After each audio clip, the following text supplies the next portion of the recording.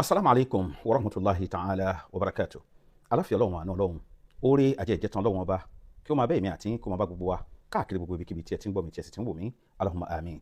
Ẹ rí i pé mo kọ update lórí ọ̀rọ̀ ọmọ Olóòlù. Gbogbo àwọn tí wọ́n bá jẹ́ ẹni tó bá ń follow mi, pàápàá jùlọ nígbà tí mo ń ṣe live stream ní àná, mo sọ lórí program mi, mo ní èmi gẹ́gẹ́ bí ẹnìkan, justice for ọmọ yìí èmi máa drop ẹ̀ nítorí pé nǹkan tí mo rí tí ó dẹ̀ ń bà mí lẹ́rù yìí pé ọmọ yìí ó lè turn back at any time, torí pé kí ọ̀rọ̀ wa kó má bàa dàbí pé nbo ni a máa fojú sí. Mo sọ bẹ́ẹ̀ ní live ní àná. Ẹni tó bá wà ní live program mi lánàá, wọ́n á máa testify sí nǹkan tí mo ń sọ yìí. Ẹlòmíì yìí lè gbọ́ kó máa wò pé báwo ni ẹni yìí ṣe ń sọ̀rọ̀. Ṣé rí àwọn nǹkan kan wà tó ṣe pé òye nǹkan ni èèyàn máa ń wò. Nígbà míì èèyàn kì í tẹ̀lé ariwo, ṣùgbọ́n òye tó wà nínú ariwo yẹn òun lèèyàn máa wò. Torí pé àwọn Yorùbá sọ̀rọ̀ kan, wọ́n ní tí ọmọdé bá ń gégi nígbó, àgbà ló mọ ibi tí igi ọ̀hún ló máa wó sí. So nígbà tí mo sọ ọ̀rọ̀ yẹn, nǹkan àkọ́kọ́ àbí nǹkan méjì tó jẹ́ kí n kọ́kọ́ sọ̀rọ̀ náà tí mo fi sọ ní live program yẹn ní àná, òun náà ni wípé picture tẹ́ rí yìí tí mo post yìí, ọjọ́ kejì tí nǹkan tó ṣẹlẹ̀ sí ọmọ yẹn tó ṣẹlẹ̀, nígbà tó máa jáde aṣọ tó wọ̀ rí, èmi gẹ́gẹ́ bí ẹnìkan nígbà tí mo rí, ó kó ìrira bá mi wípé ẹni tí èèyàn bá máa dúró sẹ́yìn ẹ̀ gẹ́gẹ́ bí mùsùlùmí òdodo, ó ń láti fi ara ẹ̀ hàn gẹ́gẹ́ bí pé mùsùlùmí òdodo ni òun. Ibẹ̀ yẹn ní interest èmi ti kọ́kọ́ drop. Mo wá wo under comment section, mo wá rí èèyàn kan náà tó ṣe wípé òun náà kọ comment kan síbẹ̀. Ẹ gbọ́ nǹkan tí ẹni yẹn sọ. Ó ní you sef don't know what to do honestly. You are confused. You are doing one side of Olóòlù, one side of Ọ̀ṣun, and one side of Muslim. Nǹkan tẹ́ni yẹn kọ síbẹ̀ nìyẹn. Ìwọ ọmọbìnrin yìí ò mọ nǹkan tó fẹ́ ṣe.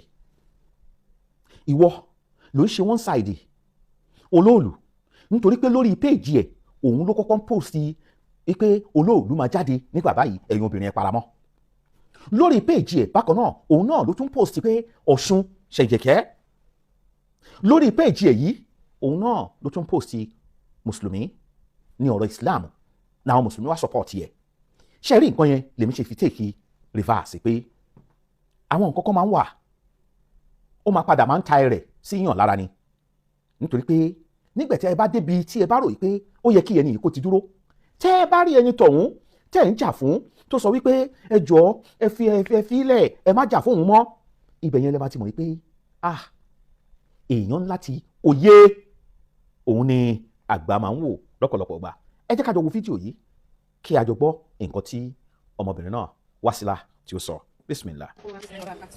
Mo kí gbogbo ẹ̀yin àgbààgbà, mo lè kí ẹ̀yin àgbàlagbà mùsùlùmí lọ́sùn lọ́sì, gbogbo yín pátá, mo lè dúpẹ́ ipa yín nínú ayé mi àti nínú ọ̀rọ̀ tó ṣẹlẹ̀ tó jẹ́ àwọn ọ̀rọ̀ tó dúpẹ́ lọ́wọ́ yín pátápátá, mo dúpẹ́.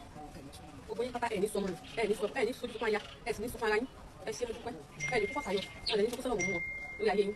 Ṣé gbogbo àkókò yìí àti táìmù tàwa yìí mo fẹ́ fi bẹ̀ yín, mo fẹ́ rọ̀ yín, ẹ jọ̀ọ́ nítorí Ọlọ́run. Ẹ jẹ́ ká jọ̀wọ́ àwọn ènìyàn fọlọ́wọ́n bá. Anything, orí tó wáyé tó bá tó ṣe pátápátá, ẹ jẹ́ ká jọ̀wọ́ fún Ọlọ́run ọba aláàánú. Ẹ jẹ́ ká fi ìdájọ́ lẹ́fọ̀ọ́ Ọlọ́run ọba, torí ìdájọ́ Ọlọ́run ó ju ti gbogbo èèyàn lọ, kò lè sẹ́ni tó lè dá. Mi ìfẹ́ kẹ́ ní àdìgbò tí wọ́n sọ bóyá bíi tírẹ̀tì àti bóyá báyọ̀ ẹni tó tírẹ̀tì mi, èmi ni mo wá láti inú ọkàn mi. Ó yọ̀ǹda fún wọn, ó lè yọ̀ǹda fọ́lọ́run ọba, ó dá ẹjọ́ láàrin àti wọn. Ọlọ́run dẹ̀ ní àwọn yẹn náà, ẹ jọ̀ọ́ nítorí Ọlọ́run, ẹ jẹ́ ká fi wọ́n lẹ́fọ̀ọ́ Ọlọ́run ọba. Tí wọ́n lọ́ọ́ lò lọ sí mi, torí ẹ jẹ́ kó fẹ́ gbélé ayé mi níwọ̀n, kí ìyá mi náà lè gbélé ayé mi níwọ̀n. Ẹ jọ̀ọ́ nítorí Ọlọ́run, orí ọkùnrin ìyá mi, kò dẹ̀ ní nǹkan kan, kò ní wájú kò ní lẹ́yìn. Èmi náà lè níyì, Ọlọ́run wa fún aláàánú sí mi, kí n lè sọmọ fún ìyá mi. Ẹ jọ̀ọ́ nítorí Ọlọ́run, ẹ ṣàánú mi, ìkúnlẹ̀ mi ni mo fọ́nà ọba bẹ̀rẹ̀ mi. Ẹ jọ̀ọ́ nítorí Ọlọ́run gbogbo ẹ̀yọ́ Nàìjíríà, ẹ jáwọ́ níbẹ̀, ẹ jẹ́ ká fi justice sílẹ̀, ẹ jẹ́ ká lé progress mi, ẹ ṣàánú fún mi. Naam, ṣe àti gbọ́, alhamdulillah, I am vindicated. Nítorí pé àwọn èèyàn kan ní àná wọ́n comment sí under post mi nígbà tí mò ń sọ̀rọ̀ yẹn, wọ́n rí mi gẹ́gẹ́ bí ìgbà pé mo wà too harsh. But with this one, I am vindicated. Ṣé ẹ rí gbogbo nǹkan tí a bá máa dìde sí? Ẹ̀yin ọmọ ìyá mi ní ẹ̀sìn Islam, ẹ jẹ́ kó jẹ́ pé ẹni tí a fẹ́ dìde pẹ̀lú ọ̀rọ̀ ẹ̀, òun ló kọ́kọ́ dìde pẹ̀lú ọ̀rọ̀ ara ẹ̀. Òun ló kọ́kọ́ dìde. torí pé àwọn ìbéèrè kan wà tó rújú nínú ọ̀rọ̀ yìí. Kí làwọn ìbéèrè náà? Báwo ni wọ́n ṣe mú ọmọ yẹn lọ sí ìdí òòṣà tó ń rò ìdí òòṣà? Tó bá ṣe pé inú mọ́ṣáláṣí ni wọ́n ti mú ọmọ yìí, ó dá mi lójú pé àwọn mùsùlùmí tó wà ládùúgbò àwọn ni wọ́n máa kọ́kọ́ bẹ̀rẹ̀ sí í jà fún kó tó di wípé gbogbo ayé gbọ́. Torí náà àwọn òye kan wà tí èèyàn láti máa wò nínú ọ̀rọ̀, àti mi àti yín, kí gbogbo wa k'Ọlọ́run bá jọ̀ọ́ kó ṣe àforíjì fún wa. Gbogbo ẹni tí a bá máa dìde ìrànlọ́wọ́ fún tó jẹ́ wípé òjẹ́ ń lo òròjẹ́ ń lo gúngún ni, Ọlọ́run á tètè máa bá a tó àṣírí wọn. Subhana rabbika rabbil izzati amma yasifun, wassalamu ala mursalin, alhamdulillahi rabbil alamin.